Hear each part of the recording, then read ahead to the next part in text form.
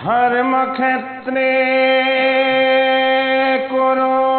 কুৰুক্ষেত্ৰে সমবেতা ইয়ুৎসবঃ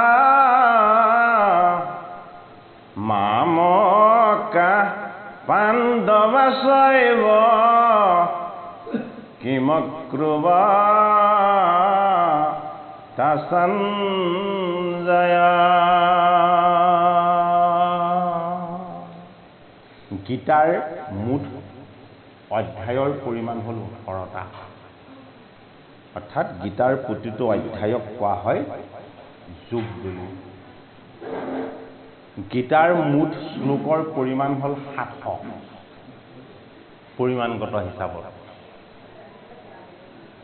প্ৰথম গীতাৰ শ্লোকটি ৰাখিছে অন্ধ ধৃতৰাষ্ট্ৰই।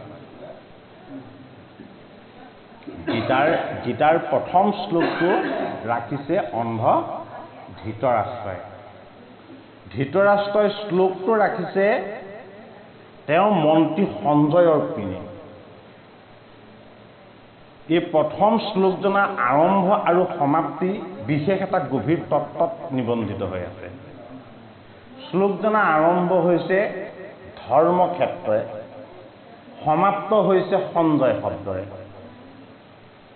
বৈশিষ্ট্যটো ধৰ্মক্ষেত্ৰে কুৰুক্ষেত্ৰে সমবেতা ইয়ুৎসবঃ মামকা পাণ্ডবস্যৈব কিম অকুৰ্বত সঞ্জয়। ধৰ্মক্ষেত্ৰ বুলি কৈ আৰম্ভ হ'ল, সঞ্জয় বুলি কৈ গীতা এই শ্লোকজনা সমাপ্ত হ'ল। ধৰ্মক্ষেত্ৰ হ'ল আমাৰ আত্মা, সঞ্জয় হ'ল আত্মদৰ্শনৰ আত্মতত্ত্বক সাক্ষাৎ কৰোঁতা। ধৰ্মক্ষেত্ৰ হ'ল আমাৰ আত্মক্ষেত্ৰ আৰু সঞ্জয় হ'ল আত্মক্ষেত্ৰক দৰ্শন কৰোঁতা। এইটো কাৰণে দিব্য দৃষ্টি দান কৰিব বিচাৰিছিলে প্ৰণেতা পৰমেশ্বৰ বেদব্যাসে। ধৃতৰাষ্ট্ৰই কৈছে মই দিব্য দৃষ্টি নলওঁ। আৰে ধৃতৰাষ্ট্ৰই দিব্য দৃষ্টি ল'বই নোৱাৰে, দিব বিচাৰিলেও কেনেকৈ ল'ব? ধৃতৰাষ্ট্ৰ মানেতো কুৰুহে, কুৰুক্ষেত্ৰ। কুৰুক্ষেত্ৰ মানে হ'ল আমাৰ দেহ ক্ষেত্ৰ। দেহ ক্ষেত্ৰৰ লগত দিব্য দৃষ্টি কেতিয়াও ধাৰণ নহয়। দিব্য দৃষ্টি ধাৰণ হয় সদায় আত্মক্ষেত্ৰৰ লগত।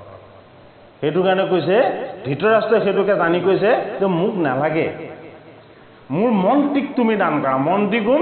মন্ত্ৰী হ'ল মোক পৰিচালনা কৰা মোৰ মনটো। মোক পৰিচালনা কৰি থকা বিচাৰ বুদ্ধিৰূপী মোৰ মন, এই মনেই হ'ল মোৰ মন্ত্ৰীৰূপী সঞ্জয়।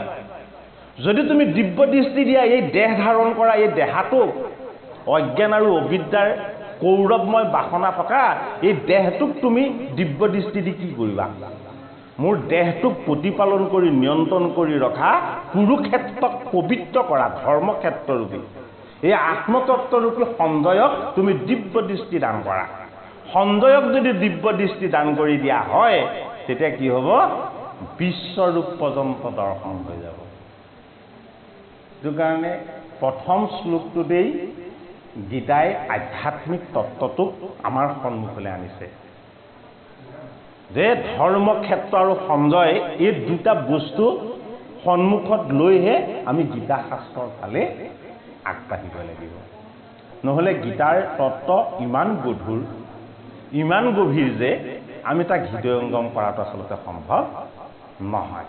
গোবিন্দ মিশ্ৰ প্ৰভুজনাই মূল সংস্কৃতৰ পৰা অসমীয়া জাতিয়ে যাতে, যিসকলে সংস্কৃত নাজানে সেইসকলে যাতে গীতাৰ জ্ঞান লাভ কৰি ভক্তিক ভগৱানক অৰুণ চৰণ উপাসনা কৰিব পাৰে, সেই নিমিত্তে তেখেতে পদচন্দে ঘোষা আমালৈ আগবঢ়াইছে। শ্ৰীকৃষ্ণ গীতাৰ আজি আমি প্ৰথম অধ্যায় আপোনালোকৰ আজ্ঞালৈ বিষাদ যোগ পদচন্দ আৰম্ভ কৰিছোঁ। কৃষ্ণ পুনৰপি কৃষ্ণ কমুহুৰ নমস্কাৰ অপবন্ধে গীতাৰ পদ কৰিব প্ৰচাৰ জ্ঞানী সাধু বামনক নমস্কাৰ কৰোঁ এই মধ্যস্থজনক লাগি হাত জোৰ কৰোঁ ইতৰ জনক মই বোলো প্ৰিয় বাণী নিন্দা নকৰিবা মোক অতি অল্প জানি হে আকাশত পক্ষী উৰে যত দূৰ পাৰে হে মই পদ কৰি বহু শক্তি অনুসাৰে যদ্যপি শাস্ত্ৰ মই নজানো নিশ্চিত তথাপিতো কৰি বহু কৃষ্ণৰ চৰিত্ৰ যেন বৰিষয় মেঘে গংগাৰ ওপৰে মিশ্ৰ জলে মহাপাতে কত হন্তে তৰে যেন অগ্নি কাঞ্চা কাষ্ঠ দুহি কৰে চাই পাপী জনতৰে যেন সাধু সংগ পাই হৰি কয় উদেশী যিটো অবাস্য কৰতে তন্ত্ৰ মন্ত্ৰ শ্ৰুতি বেদে প্ৰভু তাক নাতে কত গোলা বাক্য যেন শুনিতে সুন্দৰ কিন্তু জন্ম কৰ্ম গুণ নাহি ঈশ্বৰৰ হে গদ্য পদ্য পদ বৰ চমৎকাৰ তাক যিটো পঢ়ে শুনে বৃথা শ্ৰমতাৰ। গোবিন্দ মিশ্ৰ প্ৰভুজনাই গীতাৰ প্ৰাৰম্ভ বিষাদ যুগৰ পদেৰে তেখেতে অসমীয়ালৈ আনিবলৈ নিমিত্তে যিটো প্ৰচেষ্টা চলাইছে, এই চেষ্টাক তেখেতে কৈছে যে পক্ষীয়ে যিদৰে তাৰ পাখি অনুসৰি আকাৰ অনুসৰি উচ্চতালৈ বগাব পাৰে, আমাকো ঈশ্বৰে যিকণ শক্তি সামৰ্থ্য দিছে সেইকণকে আমি প্ৰয়োগ কৰি আমিও ভগৱন্তৰ বাণী আমি জগতত প্ৰচাৰ কৰিব বিচাৰিছোঁ। পদৰ চন্দলে আমি আনোতে আমাৰ যি ভুল ভ্ৰান্তি হৈছে আপোনালোকে দোষাদোষ মৰিহৰণ কৰিব। যিহেতু ভগৱন্তৰ বাণীবিলাকে গ্ৰাম্য কথাৰূপী অপৰাধবিলাকৰ পৰা সমস্তকৈ মুক্ত কৰে, যি কথাত জগতৰ শ্ৰীহৰিৰ গুণ কীৰ্তন আৰু যশ থাকে, সেই কথাই সমস্ত জনকে পুণ্যৰ ভাগি কৰে, যিদৰে পাপীজনেও সৎসং পালে উদ্ধাৰ হ'ব পাৰে।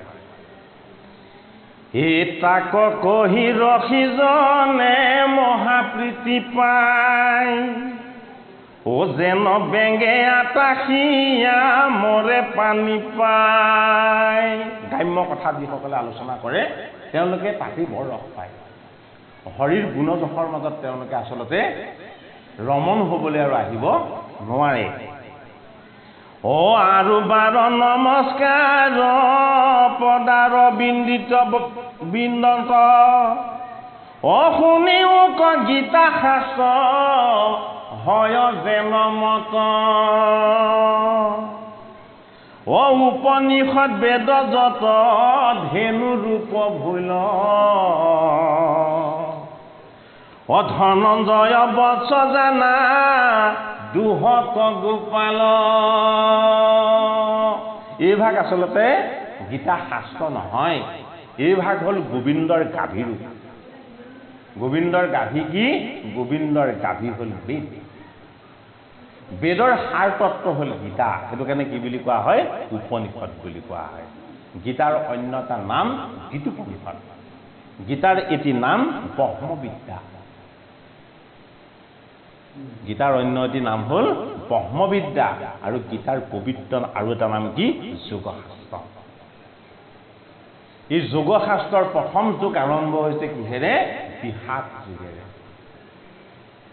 18টা অধ্যায়যুক্ত গীতা বেদব্যাসে 18ক অতিক্ৰম কৰিব বিচৰা নাই তেখেতৰ প্ৰণয়ন কাৰণ পুৰাণ প্ৰণয়ন কৰিলে 18খন মহাভাৰত পঞ্চম বেদ ৰচনা কৰিছে পঞ্চম বেদৰ পৰ্বও 18টা যুদ্ধ যিখন ৰচনা কৰিলে সেইখনো 18 দিনৰ সেনাৰ পৰিমাণ যিমান দিছে তাতো আছে সৈন্য 18 ঐক্যহীনী হয়নে বাৰু গীতাৰ যোগ তাতো আছে 18টা বেদব্যাসে 18ৰ পৰিমাণটোক আসলতে অতিক্ৰম কৰিব বিচৰা নাই 18ক তেখেতে ধাৰণ কৰি পৰিপূৰ্ণ ৰূপত ৰাখিছে এই 18 ঐক্যহীনী সেনা 18 অধ্যায়যুক্ত গীতা 18 পৰ্বযুক্ত মহাভাৰত এই সমস্ত 18 বিলাক অনন্তমুখী পৰিমাণ যদিও 18 ইয়াৰ যিটো ধাৱমান গতি এই গতিটো হল অনন্তমুখী যে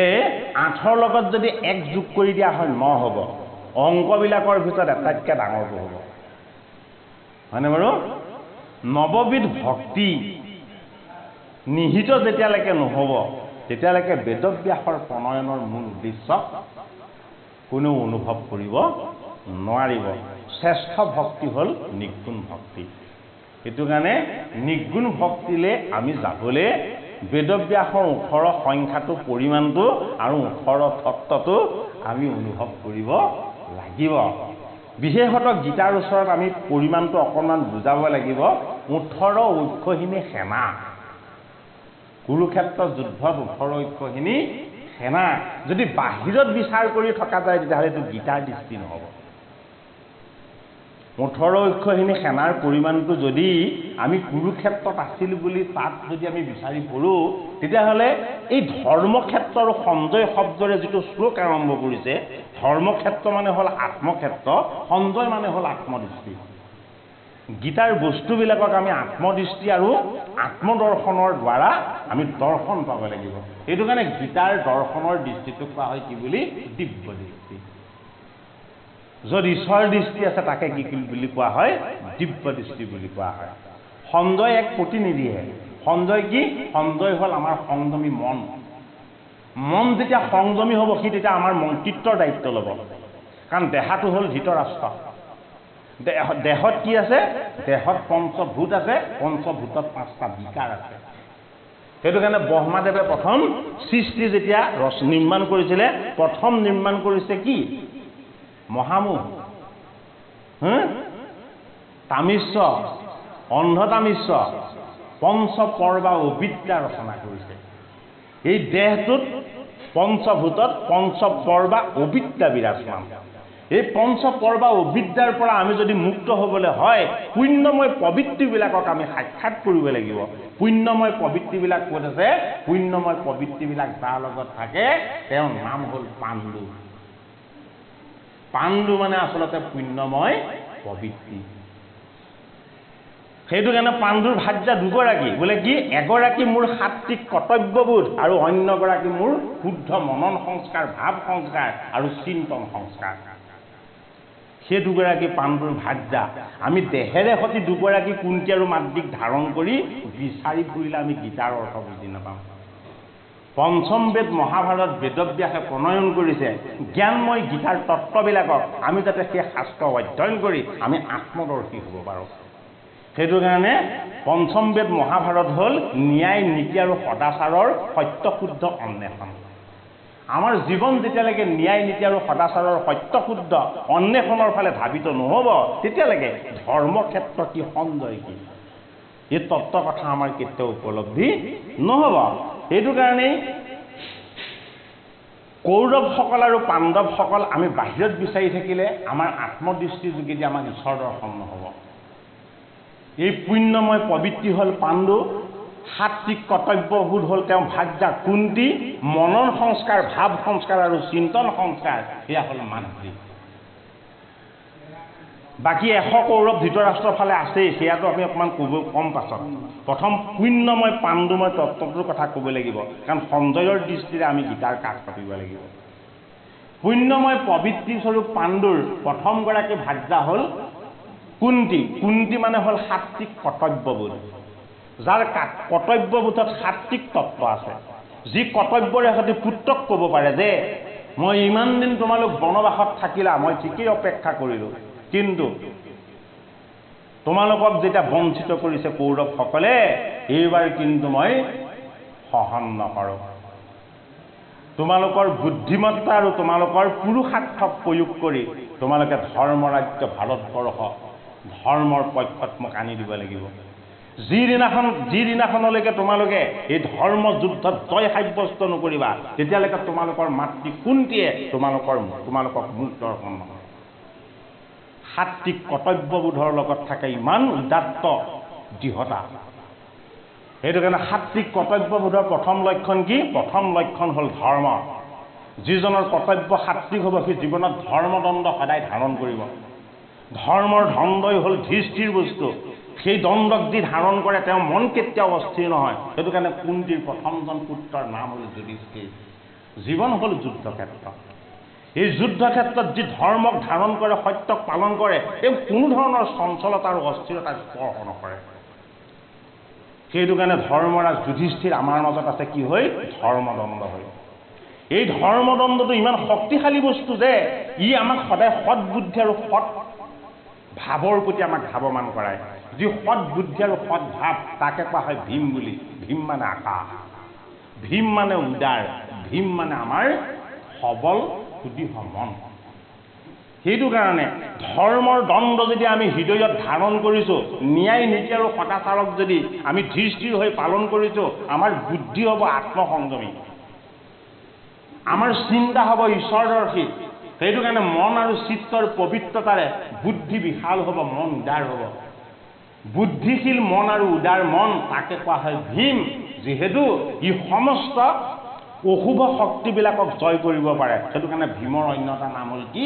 বিকুদৰ। ভীমৰ অন্য এটা নাম হ'ল কি? বিকুদৰ। বুদ্ধিতকৈ শক্তিশালী বস্তু নাই। সেইটো কাৰণে ভীমৰ অন্য এটা নাম কি? উগ্ৰ, বায়ু। ধৰ্মক ধাৰণ কৰিলে বুদ্ধি সৎ হ'ব, বুদ্ধি সৎ হ'লে ঈশ্বৰমুখী হ'ব, মন উদাৰ আৰু বিশাল হ'ব। এই দুটা বস্তু আমাক নিব ক'লৈ? সাত্বিক সত্য ঈশ্বৰীয় পৰম অনুৰাগ স্বৰূপ ভগৱন্ত কৃষ্ণৰ সখীত্বলৈ। ভগৱন্ত কৃষ্ণস্বৰূপ ঈশ্বৰৰ প্ৰতি সখীত্ব যিটো তত্ত্ব, এই তত্ত্বটোকে কোৱা হয় অন্তৰৰ গভীৰ ঈশ্বৰীয় অনুৰাগ। ধৰ্মক ধাৰণ কৰিব লাগিব, বুদ্ধি ভীমৰ দৰে হ'ব লাগিব, অনুৰাগ তেতিয়া ঈশ্বৰমুখী হ'ব। অন্তৰংগ ঈশ্বৰমুখী অনুৰাগটোক কোৱা হয় কি বুলি? অৰ্জুন বুলি, মধ্যম পাণ্ডৱ। সেইটো কাৰণে অৰ্জুন তো মৎস্য দেশত কি হৈ আছিলে? বিহন্নলা। পুৰুষো নহয়, প্ৰকৃতিও নহয়, স্ত্ৰীৰূপ, হয়নে নহয়? স্ত্ৰীও নহয়, পুৰুষো নহয়, বিহন্নলা, হয়নে নহয়? না পুৰুষ না প্ৰকৃতি, তাকে কোৱা হয় আত্মাৰূপ বুলি। এইবিলাক তত্ত্ব। মৎস্য মানে মায়া দেশ, এই দেহটো মায়াৰ দেশ। বিৰাট বিভূতি, জগতৰ ঈশ্বৰৰ যিমান তত্ত্ব আছে সমস্তখিনি আমাৰ এই দেহ দেশত গোটেইখিনি বিৰাজমান হৈ আছে। সেইটো কাৰণে আমাৰ দেহ নামৰ এই বস্তুটোতেই ধৃতৰাষ্ট্ৰ স্বৰূপ এই ৰাজ্যখনতেই পুণ্যময় পবিত্ৰী স্বৰূপ পাণ্ডৱসকল অজ্ঞাতবাস কাটি আছে, আমি নেদেখোঁ। সেইটো কাৰণে মহাভাৰতত পঞ্চপাণ্ডৱে নিৰ্দিষ্ট সময় অজ্ঞাতবাস কাটি দেখুৱাইছে ক'ত? মৎস্য ৰাজ্য, বিৰাটৰ তাত। বিৰাট হ'ল বিভূতিস্বৰূপ এই জগত। এই বিৰাট বিভূতিস্বৰূপ জগত যিদৰে মিছা বস্তু, আমাৰ দেহটো মিছা বস্তু। সত্য কি? সত্য হ'ল ঈশ্বৰৰ গুণবিলাক। এই ঈশ্বৰৰ গুণবিলাকক যি পালন কৰে সেয়া হ'ল পাণ্ডৱ। সেইটো কাৰণে ক'ত পালন কৰিছেগৈ তেওঁলোকে ছদ্মবেশ পালন কৰিছেগৈ মৎস্য দেশত। মৎস্য মানে মায়া। এই মৎস্যৰূপী মায়াদেশ আমাৰ এই দেহটোৱেই। ইয়াত ধৰ্ম বাস কৰে কি হয় কংক নামৰ এজন গায়ক হৈ। গোবিন্দৰ গীত যিজনে গায় সেইজনে ভগৱন্তৰ সেৱক। সেইটো কাৰণে মৎস্য ৰজাক আনন্দিত কৰা কংক নামৰ যিজন গায়ক সেই গায়কজনী হ'ল ধৰ্মৰাজ। প্ৰতিটো বস্তুকে তত্ত্বগতভাৱে আমাক আচলতে দৰ্শন কৰাইছে। পঞ্চ পাণ্ডৱৰ 5টা গুণ। সাত্বিক কৰ্তব্যবোধলৈকে অৰ্জুন কুন্তীৰ পুত্ৰ। সাত্বিক কৰ্তব্যবোধৰ লগত লাগিব মনন সংস্কাৰ, ভাৱ সংস্কাৰ, চিন্তন সংস্কাৰ। আমাৰ মন, ভাৱ আৰু চিন্তন যদি আমাৰ শুদ্ধ আৰু সত্য হয় তেতিয়াহ'লে তাক কোৱা হয় সৰ্বশ্ৰেষ্ঠ সুন্দৰতা বুলি। যিহেতু সত্যম শিৱম সুন্দৰম, সত্যক যি বৰ্ণন কৰিছে সেয়াহে সুন্দৰ, বাকী চববিলাক মিছা। সেইটো কাৰণে ন্যায় নীতি আৰু সদাচাৰ স্বৰূপ আটাইতকৈ সুন্দৰজন হ'ল কোন? নকুল, মাতৃৰ পুত্ৰ। এইবিলাক মনৰ বস্তু, মনৰ সংস্কাৰ আৰু ভাৱ চিন্তাৰ বোধৰ চৈতন্য ৰূপ। মন সংস্কাৰযুক্ত হ'লে, মন পবিত্ৰ হ'লে, মন গভীৰ আৰু ভক্তিযুক্ত হ'লেই আমি ঈশ্বৰৰ সৰ্বশেষ তত্ত্বৰ ওচৰ নাপাম। সেইটো কাৰণে পাণ্ডৱৰ কনিষ্ঠজনৰ নাম ৰখা হ'ল কি? সহদেৱ। সহদেৱ মানে হ'ল সহনশীল, সহদেৱ মানে হ'ল ধৈৰ্যশীল, সহদেৱ মানে হ'ল বিনম্ৰ, সহদেৱ মানে হ'ল সৰল আৰু কোমল। ধৰ্মৰাজ স্বৰূপ ধৰ্মতত্ত্ব, বুদ্ধিৰূপী ভীমৰ তত্ত্ব, আত্মদৰ্শনৰূপী অৰ্জুন তত্ত্ব, ন্যায় নীতি সদাচাৰক পালন কৰাৰূপী সাত্বিক সৌন্দৰ্যৰ নকুল স্বৰূপ ঈশ্বৰ তত্ত্ব, সহনশীল, ধৈৰ্যশীল আৰু বিনম্ৰ কোমল স্বভাৱযুক্ত সহদেৱ দেৱতাৰ সমানেই সদ্গুণী। এই সদ্গুণবিলাকক আমাৰ হৃদয়ত যদি আমি প্ৰতিষ্ঠা কৰি ল'ব পাৰোঁ, আমাৰ দেশত বাস কৰা ধৃতৰাষ্ট্ৰস্বৰূপ অজ্ঞান অবিদ্যাবিলাক আমাৰ পৰা আঁতৰ হ'ব। এই অজ্ঞান আৰু অবিদ্যা 11 ঐক্যহীনী, পঞ্চ পাণ্ডৱৰ 7 ঐক্যহীনী। অজ্ঞান অবিদ্যা আমাৰ দেহত 11 ঐক্যহীনী হৈ বাস কৰি আছে। 10টা ইন্দ্ৰিয় হ'ল 10 ঐক্যহীনী। 1 ঐক্যহীনী কৃষ্ণই দি পঠিয়াইছে।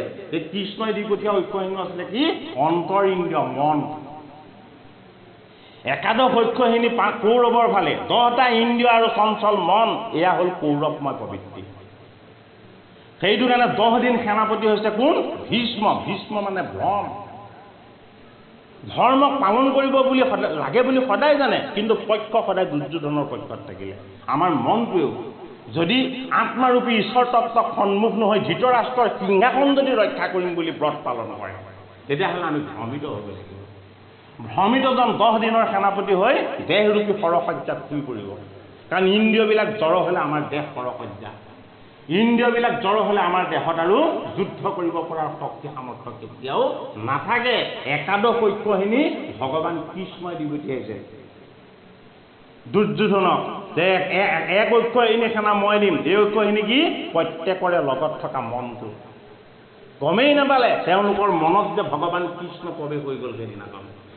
দুৰ্যোধনৰ অহংকাৰত, দুঃশাসনৰ হিংসাত, কৰ্ণৰ বিজাতীয় কৰ্মত, শৈলৰ পাপবোধত, অস্বস্থমাৰ আসক্তিত আৰু ভীষ্ম পিতামহৰ ভ্ৰমত জগতৰ ঈশ্বৰ কৃষ্ণ প্ৰৱেশ হ'ল।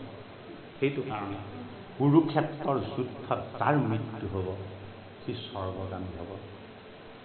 ভগৱন্ত কৃষ্ণৰ ঈশ্বৰৰূপী সত্য তত্ত্ব 11 ঐক্যহীনী আমাৰ দেহ ক্ষেত্ৰ হৈ, আমাৰ দেহৰ মাজত 7 ঐক্যহীনী হৈ, পাণ্ডৱময় পুণ্য প্ৰবৃত্তি হৈ আমাৰ অন্তৰত বাস কৰি আছে। এই 18 ঐক্যহীনী হ'ল গীতাৰ দৃষ্টিৰে কুৰুক্ষেত্ৰত থকা সেনাৰ পৰিমাণ।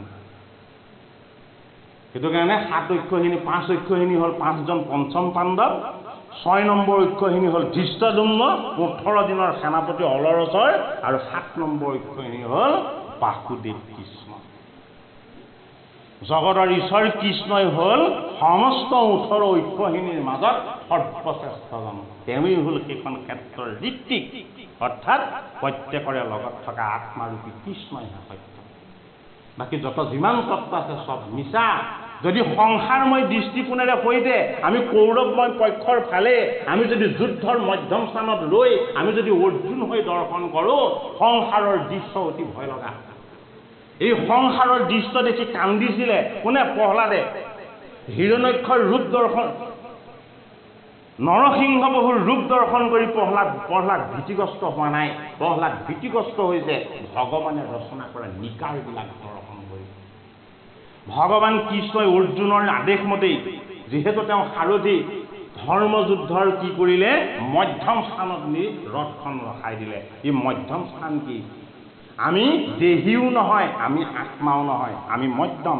কেনেকৈ মধ্যম? আমি হলো জীৱাত্মা। আমি প্ৰত্যেকেই অৰ্জুন স্বৰূপে এই সংসাৰ ক্ষেত্ৰত মধ্যম স্থানতে বাস কৰি আছো। যিহেতু আমি মৃত্যুকো বৰণ নকৰোঁ আৰু আমি সুন্দৰকৈ জীয়াই থাকিব নাজানো। যি জীৱন জীৱ নাজানে সি মধ্যম স্থানতে থাকিব লাগিব। জীৱন জীৱ জানে কোনে? বাসুদেৱ কৃষ্ণ। সেইটো কাৰণে শৈশৱৰ পৰাই অৱতাৰ লৈয়ে প্ৰথম বধ কৰি দেখুৱাইছে পুতনাক। বধেৰে আৰম্ভ কৰিছে জীৱন কৃষ্ণই। ৰামচন্দ্ৰই বিদ্যা বুদ্ধি আৰম্ভ কৰিছে বধ কৰি। কাক বধ কৰিছে? ৰামচন্দ্ৰয়ো প্ৰথম সেই ৰাক্ষসীগৰাকীকে বধ কৰিছে, তাৰকা। আমাৰ হৃদয়ত বাস কৰি থকা তাৰকাৰূপী অজ্ঞান আৰু অবিদ্যাৰ ৰাক্ষসীবিলাকক ৰামৰূপী আত্মাইহে বধ কৰিব। আমাৰ লোভ, তৃষ্ণা, বাসনা, এই পুতনা স্বৰূপে দুষ্ট ৰাক্ষসীজনীক ভগৱান কৃষ্ণৰ বুদ্ধিৰে বধ কৰিব। এই তত্ত্ব কথা গীতাৰ প্ৰাৰম্ভ বিষয় হিচাপে আমি প্ৰথম অনুভৱ কৰিব লাগিব। তেতিয়া আমি পদৰ মাজলৈ যাম। 18 অক্ষৰখিনি এনাৰ গীতাৰ মূল মাজলৈ সোমোৱা এইখিনি হ'ল প্ৰাৰম্ভিক তত্ত্ব কথা। অৰ্জুন হ'ল আমাৰ আত্মা, পৰমাত্মা কৃষ্ণ হ'ল আমাৰ স্বামী। পৰমাত্মা কৃষ্ণই নিজেই গাভীৰূপী বেদৰূপ। বেদৰ সমস্ত তত্ত্বক তেওঁ ধাৰণ কৰিছে। বৎস্বৰূপেৰে আত্মতত্ত্ব আত্মদৰ্শী অৰ্জুনক মধ্যম পাণ্ডৱ, যিজন আত্মৰূপলৈ আহি গৈছে, সেইজনেহে ভগৱান কৃষ্ণক ভগৱান বুলি, ঈশ্বৰ বুলি, স্বামী বুলি স্বীকাৰ কৰি লয়। ভগৱান কৃষ্ণ এতিয়া গীতা ক'ব মধ্যম পাণ্ডৱ অৰ্জুনক। হে ৰাম, হে উপনিষদ বেদ যত ধেনু ৰূপ ভৈল, হে ধনঞ্জয় বৎস জানা দুহক গোপাল,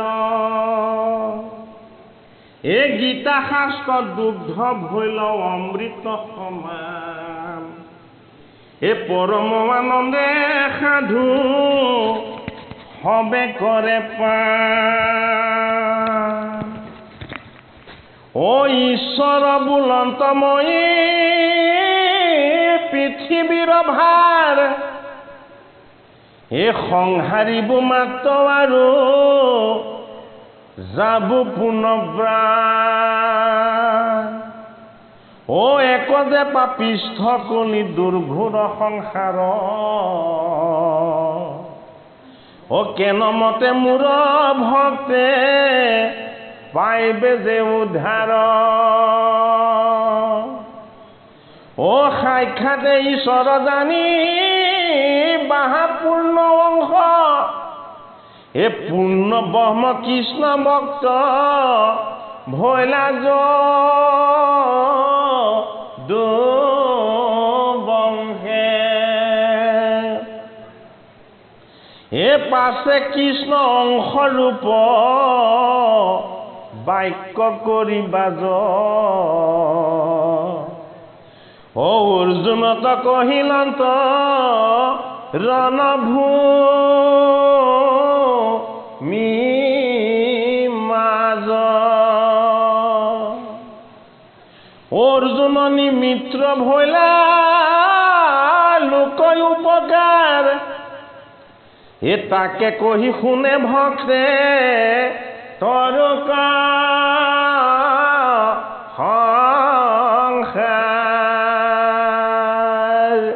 যদুকুলৰ মণি হৈ ঈশ্বৰৰ পূৰ্ণ কলাৰূপ অৱতাৰ হৈ জগতৰ শ্ৰীহৰিয়ে জগতক উদ্ধাৰ কৰিবৰ কাৰণে, যিহেতু তেওঁৰ বৈকুণ্ঠ পৰায়ণৰ পাছত কলিযুগ আহি যাব। কলিৰ প্ৰজাই যাতে কম আয়ু লাভ কৰি ভগৱন্ত কৃষ্ণৰ পবিত্ৰ সান্নিধ্য লাভ কৰে, সেইটো কাৰণে তেওঁ দেহীৰ পৰা আকৌ আত্মতত্ত্বলৈ গ'ল। আত্মতত্ত্ব হ'ল কি? 18 যুগ সম্বলিত গীতা। ভগৱান কৃষ্ণই বাণীৰ ৰূপেৰে প্ৰৱেশ হ'ল গীতাৰ মাজত, গোবিন্দ ৰূপেৰে নিৰ্বাস কৰি থাকিলে গীতাৰ তত্ত্ব হৈ। আত্মদৰ্শন ৰূপী তেওঁ ভকত ৰূপী অৰ্জুনে গীতাৰ বাণী শ্ৰৱণ কৰি জগতৰ শ্ৰীহৰিক বিশ্বৰূপতো দৰ্শন পায় আৰু হৃদি কমলতো দৰ্শন পায়।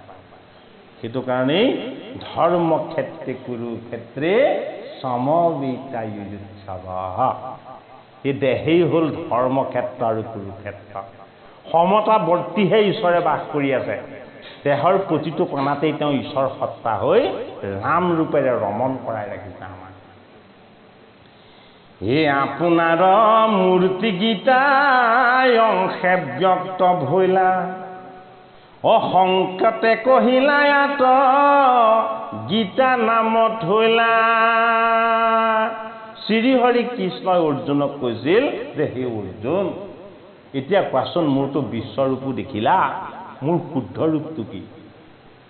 কৃষ্ণই প্ৰশ্ন কৰিছে, মোৰ শুদ্ধ ৰূপটো কি তুমি এতিয়া মোক কোৱা। এতিয়া অৰ্জুনে কৈছে যে সখা, তুমি মোৰ প্ৰাণ, তুমি মোৰ পিতাম্বৰ, এই গোটেই জগত কেৱল তুমি সদায়েই চৈতন্য, তুমি সদায়েই দিব্য বিৰাজমান, মোৰ অনুভৱ হ'ল। কিন্তু তোমাৰ শুদ্ধ ৰূপ তোমাৰ গীতা। এতিয়া কৈছে কৃষ্ণই হাঁহি হাঁহি, ধন্য ধন্য অৰ্জুন, ধন্য মোৰ সখা, মোৰ চৈতন্য ৰূপ মোৰ গীতাৰ 18টা যোগ, 700 শ্লোক মোৰ গীতাৰ হ'ব মোৰ সূৰ্যৰ ৰশ্মিৰূপী ঈশ্বৰ তত্ত্ব।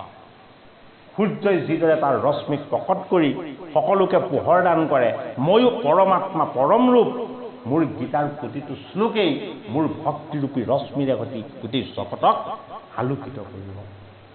হে অৰ্জুন, দিব্য দৃষ্টি সম্পন্নজনেহে মোৰ এই পোহৰৰ সন্ধান পাব। সেইটো কাৰণে কোনে পাব? সঞ্জয়ে পাইছে। আৰু কোনে পাইছে? অৰ্জুনে পাইছে। এজন হ'ল আশ্ৰিত সদয় শিষ্য আৰু অন্যজন হ'ল মনেতা স্বৰূপ পৰমেশ্বৰৰ আশীৰ্বাদেৰে ধন্য হোৱা মনৰূপী মন্দিৰ। গতিকে একেজনেই সঞ্জয়, একেজনেই অৰ্জুন বুলি ক'লেও আচলতে কোনো বহাই কোৱা নহ'ব। হে আন শাস্ত্ৰে তন্তে বেদে নপাৱে নিশ্চিত, অ কৃষ্ণৰ মুখৰ গীতা সাক্ষাতে অমৃত। ভগৱন্ত কৃষ্ণই কৈছে মই অমৃত। মোক যদি কোনোবাই দৰ্শন পায় সি কি হৈ যায়? অমৰ হৈ যায়। ভগৱন্ত কৃষ্ণক দৰ্শন পোৱাজনে অমৰত্ব লাভ কৰে। কেনেকৈ অমৰত্ব লাভ কৰে? যিহেতু তেওঁৰ কৃপা হ'লেহে তেওঁক দৰ্শন পাব। ভগৱন্ত কৃষ্ণৰ যদি কৃপা নহয় কেতিয়াও দৰ্শন নাপায়। তেওঁ কৃপা দৃষ্টিটোৱে হ'ল তেওঁক দৰ্শন কৰিব পৰা। গতিকে আপুনি মই দৰ্শন পাওঁ বুলি কেতিয়াও ঈশ্বৰ দৰ্শন নাপাওঁ। সাধুৰ সংগত ভগৱন্ত কৃষ্ণৰ এই গীতাৰ গোবিন্দৰ শ্ৰীমুখৰ বাণী আমাৰ শ্ৰৱণ কৰিবলৈ ইচ্ছা থাকিলেও আমি সাধুৰ সংগত কিন্তু শ্ৰৱণ কৰিবলৈ নাপাওঁ। ভগৱন্তৰ যেতিয়া দয়া হ'ব, ভগৱন্তৰ যেতিয়া আমাৰ প্ৰতি কৃপা হ'ব, সাধুৰ সংগত গোবিন্দ কৃষ্ণৰ এই অনন্ত স্বৰূপ ঈশ্বৰৰ পৰম পবিত্ৰ গীতাৰ কথা শ্ৰৱণ কৰিবলৈ পোৱা যায়। এয়াইতো ভগৱন্তৰ আশীৰ্বাদ। হে ৰাম, ঐ ঈশ্বৰৰ বেদ বাক্য বুজিতে নপাৰে, অ আচুক যে আনে ব্ৰহ্ম নুবুজে শংকৰে। শংকৰেও বুজি নাপায় বুলি কৈছে। ব্ৰহ্ম বাক্যবিলাক আনে কোনে বুজিব? শংকৰ মানে কি বৰ কথা কৈছে। হে ৰাম, ঈশ্বৰত পৰে বেদ নজানয়ৱান, ও যাক বুলি গীতা শাস্ত্ৰ বেদৰ প্ৰমাণ। আমাৰ গাখীৰ গৰম কৰি কৰি ঠাণ্ডা কৰিব, আকৌ গৰম কৰি কৰি ঠাণ্ডা কৰিব, তাৰপাছত কি কৰে? মাখনখিনি বাহিৰ কৰে, হয়নে? গাখীৰৰ পৰা দুগ্ধৰ পৰা মাখন নিষ্কাশন কৰা কামটো কোনে কৰে? যি মঠিব জানে। গতিকে গোবিন্দই সমস্ত বেদৰ তত্ত্বক নিজেই মুঠিছে গাভীৰূপী গোবিন্দৰ তত্ত্বক তেওঁ নিজে মুঠি মুঠি মাখনৰূপী গীতাৰ তত্ত্বলৈ লৈ আহিছে তেওঁৰ এই বৎসৰূপী শিষ্য অৰ্জুনৰ মুখেদি পান কৰাইছে কৰ্ণৰ দণ্ডেৰে অৰ্জুনক যে দান কৰিলে অৰ্জুনৰূপী সমস্ত জগতকে তেওঁ দান কৰি দিলে এজনক দান কৰিলে লাখ লাখ কোটি কোটি শত সহস্ৰজনে পাই থাকিব পৰা বস্তু গোবিন্দৰ শ্ৰীমুখৰ বাণী এয়াইতো অনন্ত ৰূপ কোনোদিন বিনাশ নহয় জগত থকালৈকে এই বাণী থাকি যাব বাণীৰ সত্য শুদ্ধ তত্ত্বই হ'ল ভগৱন্ত কৃষ্ণৰ নিৰাকাৰ তত্ত্ব হে ৰাম গুহ গ্ৰন্থ গুহ অৰ্থ যেন মহোদধি অ শুনিলে ধৰ্মাদি চতুৰ বৰ্গ হোৱা সিদ্ধি অ গীতা কনিচিত মনে অভ্যাস হয় নৰ অ নলাগয় তাহা কোৱান শাস্ত্ৰ নিৰন্তৰ অ সৰ্বশাস্ত্ৰ অৰ্থ মিলি এ সৰ্বশাস্ত্ৰ অৰ্থ মথি লৈলা তাৰ সাৰ অ বাহ্য ভাগ মানে তাৰ কৰি পৰিহাৰ গোটেই মাখনকণি লৈ আহিলে হা অলাগতিয়াল যিখিনি আছিলে গোটেইখিনি তাতে ৰাজহংসই যিদৰে কেৱল অমৃতখন লয় যোগেশ্বৰে গীতাৰ ৰূপলৈ নিজে আহিছে গীতা তেওঁ নিজেই সেই ৰূপ ধাৰণ কৰিছে নিগুণ যুদ্ধ ক্ষেত্ৰত কৌৰৱ আৰু পাণ্ডৱৰ মাজত বিদিত হৈ প্ৰকট হৈ দিছে তেওঁ এয়াইতো ঈশ্বৰৰ তত্ত্ব পবিত্ৰ গীতাৰ বাণী সেইটো কাৰণে য'ত শ্ৰৱণ কীৰ্তন হয় শ্ৰীহৰিয়ে দুহাত দাঙি কৈ থৈছে মই তাক প্ৰকট হমেই বোলে কিয় মোৰ বাণীক মই কেতিয়াও ত্যাগ নকৰোঁ মোৰ বাণীৰ মাজত মই সদায় বাস কৰি থাকিম এ হেনয় অপকাৰে ভৈলা গীতা শাস্ত্ৰ খান অ সংসাৰ তৰণী গীতা মুক্তিৰ সোপান অ যিটো জনে গীতা শুনয় শ্ৰদ্ধা ভাৱে অ কৃষ্ণে ভক্তি হুয়া দেশ দৃশ গতি পাৱে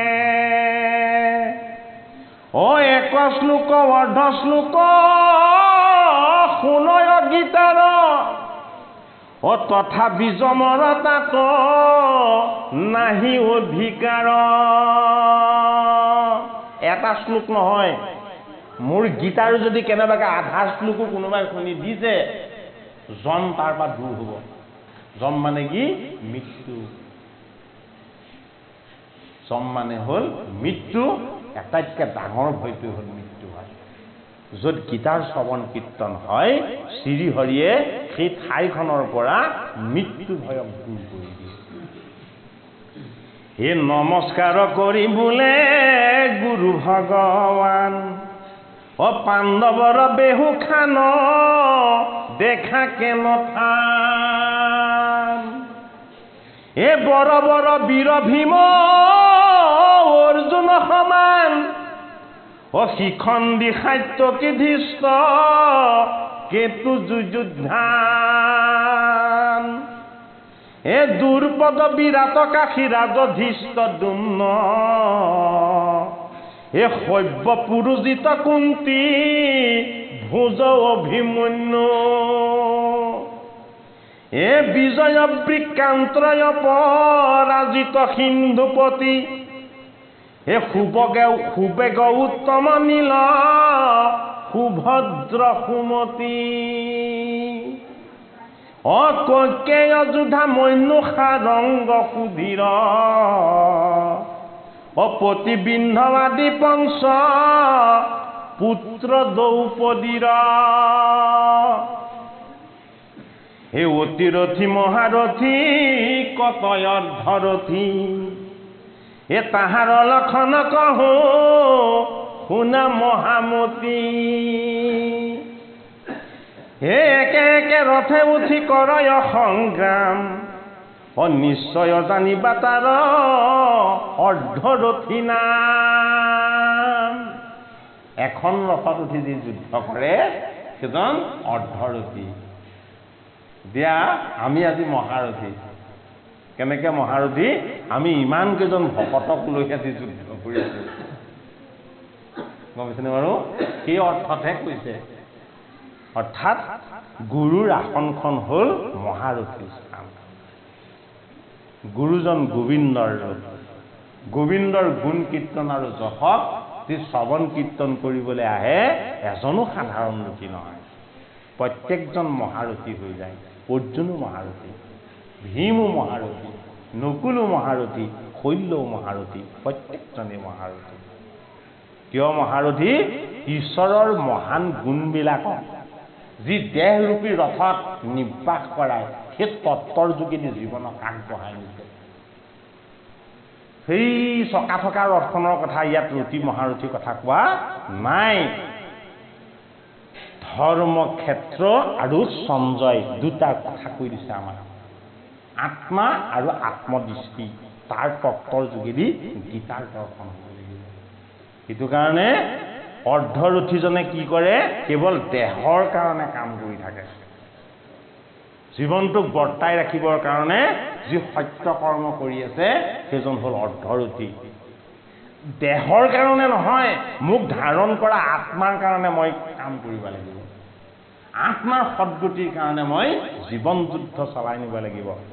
সেইজন অৰ্ধৰথীৰ পৰা উন্নীত হ'ব। হে ৰাম,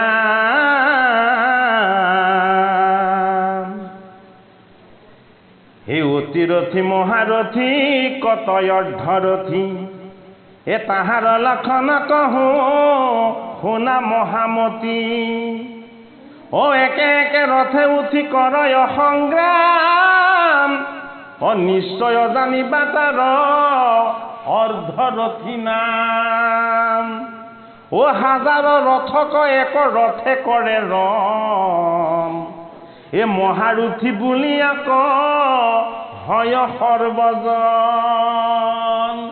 এখন ৰথত উঠি হাজাৰজনৰ লগত যি যুদ্ধ কৰে, কোনে কৰিছে? মহাপুৰুষ শ্ৰীমন্ত শংকৰদেৱে সেইখন যুদ্ধ কৰিলে। কোনে কৰিলে? মাধৱ মহাপুৰুষে কৰিলে। এই ভাদৰ মাহত এতিয়া নামঘৰে নামঘৰে গুৰুজনে দেখুৱাই থৈ যোৱা এই সত্য শুদ্ধ পথটোৰে প্ৰত্যেকে আধ্যাত্মিক তত্ত্বৰে ঈশ্বৰ সেৱা কৰিছে। এইখন যুদ্ধ জানো কোনোবা এদিনা ভক্তিৰ যুদ্ধ? এই ভক্তিৰ আধ্যাত্মিক এই আন্দোলন কোনোবা এদিনা বন্ধ হ'ব জানো? মানৱ থকালৈকে, আকাশ সূৰ্য চন্দ্ৰ থকালৈকে এইখন মহাৰথীৰ যুদ্ধ কেতিয়াও বন্ধ নহয়। অৰ্থাৎ হাজাৰ হাজাৰজনক প্ৰভাৱিত কৰিব পৰা মহাৰথীৰ যি মহৎ গুণ, সেই গুণকেই ধাৰণ কৰিছে শংকৰ গুৰুজনাই, মাধৱ মহাপুৰুষজনাই। হয়নে নহয়? সেইসকল মহাৰথী হয়নে নহয়? আমি তেখেতলোকৰ চৰণ সেৱা কৰি ঈশ্বৰ তত্ত্বৰ আমি সান্নিধ্য লাভ কৰিছোঁ। আমি আমাৰ নিজৰ উদ্ধাৰৰ কাৰণে জীৱন দিছোঁ। গুৰু দুজনাই জীৱন দিছিলে জগত উদ্ধাৰৰ কাৰণে। জগত উদ্ধাৰৰ কাৰণে যি জীৱন দিয়ে সেইজন মহাৰথী। হাজাৰ হাজাৰজনে সেইজনৰ চৰণত আশ্ৰয় লৈ সেইজনৰ চৰণ সেৱা কৰি উদ্ধাৰ হ'ব পাৰে। আমি কি ৰথী? আমি অৰ্ধৰথীও নহ'লো। নিজে নিজক উদ্ধাৰ কৰিব পৰাৰ শক্তি আৰু সামৰ্থ্যও যেন আমি লাভ কৰিব পৰা নাই। গীতাই সেইটো কাৰণে কৈছে যে অৰ্ধৰথী মহাৰথী আৰু অতিৰথীলৈকে মই এতিয়া তোমাক দৰ্শন কৰাই দিম। হে ৰাম একে ৰথে এ অসংখ্যাত ৰথ লেখা জোখ নাহি যাৰ, ও একে ৰথে যুঁজে অতি ৰথী নামতাৰ। ও আমাৰ দেখিও মুখ্য মুখ্য বীৰগণ, অ কি প্ৰকৃত বৰ্মায়স স্থামাদ